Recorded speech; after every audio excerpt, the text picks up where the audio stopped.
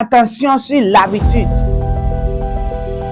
Quand on s'habitue au compromis, on n'arrive pas à s'en défaire. Quand on s'habitue au compromis, on atteint le naufrage très facilement. Shalom, shalom, chers amis auditrices. Shalom, chers amis auditeurs. Depuis 4 semaines, nous sommes en train de parler d'un thème. L'onction à l'épreuve du cœur, basée sur la vie de Samson et Delilah, spécifiquement le choix de Samson par rapport à Delilah. La première semaine, nous avons parlé du danger d'un cœur sans boussole, où il était très important de se souvenir de sa mission avant de choisir son compagnon. À la deuxième semaine, nous avons découvert que Delilah était une enquêtrice de l'enfer. Et là, nous avions dit qu'il est très, très dangereux d'aimer ce qui nous détruit, d'ignorer un peu ce qui est mauvais. Et là, ça débouche sur la troisième semaine où il est question du jeu mortel du compromis. Et face à la manipulation, Samson a un peu négligé le danger qu'il vivait. Il a banalisé le sacré et est tombé dans l'accoutumance et Delilah a su jouer de lui. Quatrième semaine, quand l'ennemi utilise tes sentiments contre toi, il fait du chantage affectif et la fatigue spirituelle s'installe.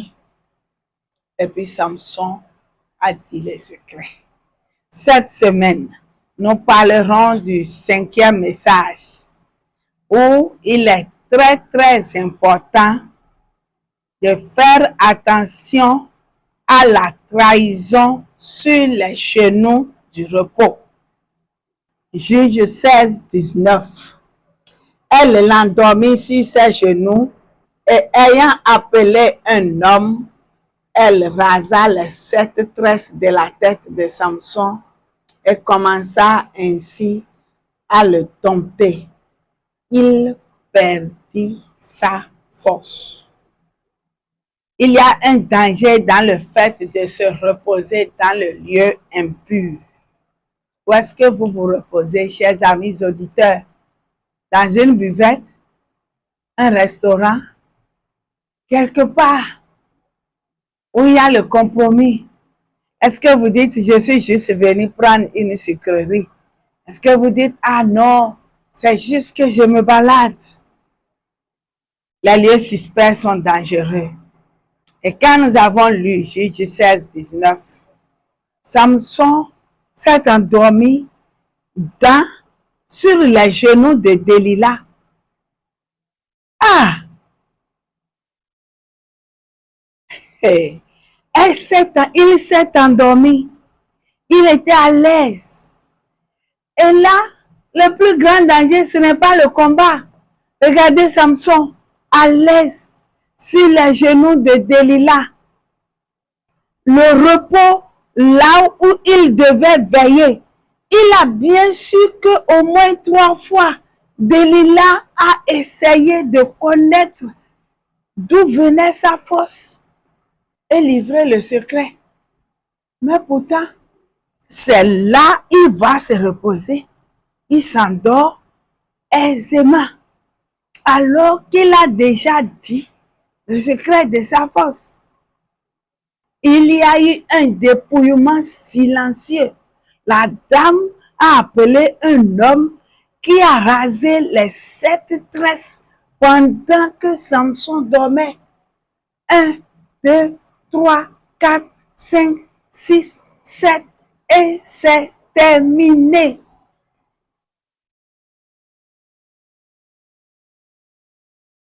À quel degré êtes-vous pendant que vous m'écoutez? Est-ce qu'on a déjà coupé une de vos cornes? 2. Est-ce que c'est 3? C'est 4? 5? 6? 7? Ou peut-être plus? Samson a été dépouillé pendant qu'il dormait. Le compromis ne fait pas du bruit, chers amis auditeurs. Quand l'ennemi va vous prendre, il ne fait pas du bruit. Il vient tout doucement, avec des caresses.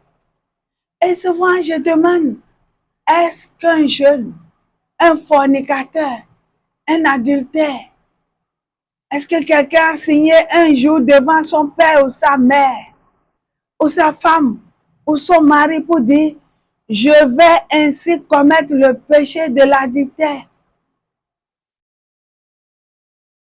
Quelqu'un a-t-il dit un jour, je vais commettre le péché de la fornication? Ah, je vais chercher femme, je vais coucher telle. Non, ça ne fait pas du bruit. On sort tout doucement, comme les autres sortent. Et nous devons comprendre qu'il ne faut pas perdre notre autorité. Nous devons briller.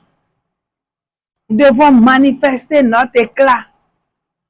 Et même si c'est dans le silence, il faut comprendre.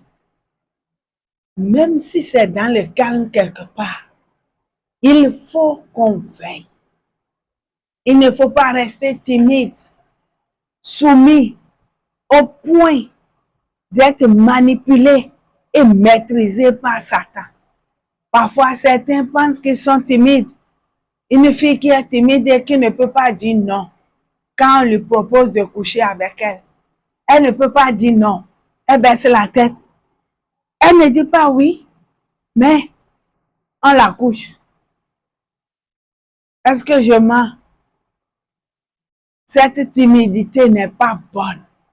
Ce silence n'est pas bon. Ce repos n'est pas bon. Où est-ce que tu fais tes pauses? Quand tu es au boulot, est-ce que dans la chambre d'un voisin, à côté du boulot, ce n'est ni ton frère, ni ta soeur, et pourtant c'est là le repos. En partant, tu n'as pas dit à un autre que tu vas coucher avec un garçon ou une autre fille, mais ça peut t'arriver. Et là, Samson a perdu sa distinction. Les 7 tresses ont été rasées. Il est devenu un homme ordinaire, puisque les 7 tresses étaient le signe de sa mise à part par Dieu. Samson était un homme mis à part. C'est Dieu qui l'avait choisi. Et sa marque était là. Chrétiens que nous sommes, hommes dignes ou femmes dignes que nous sommes, nous avons une marque. Jésus-Christ nous a marqués. Nous avons un signe, un nom, une gloire qui éclate. Nous avons été élevés. Nous avons été sanctifiés et mis à part. Qu'est-ce qui est venu nous dépouiller de cette distinction? Voici Samson sans ses cheveux. Il ressemble à n'importe quel homme. Et quand le péché vous prend, vous devenez ordinaire. Quand vous tombez dans la tentation du péché, quand vous consommez le péché, quand vous consommez l'interdit, vous tombez dans la transgression. Quand vous vous endormez à un lieu suspect, quelque part où vous n'avez pas la bouche pour parler, où vous êtes maîtrisé, vous devenez ordinaire. Que Dieu nous en garde. Chers amis auditeurs, je ne saurais vous laisser cette semaine sans vous interpeller par rapport aux lieux que vous fréquentez, par rapport à vos lieux de repos, par rapport à votre silence, à votre timidité, à votre indifférence face aux problèmes essentiels de votre vie spirituelle. Vous avez été distingué, vous avez été marqué.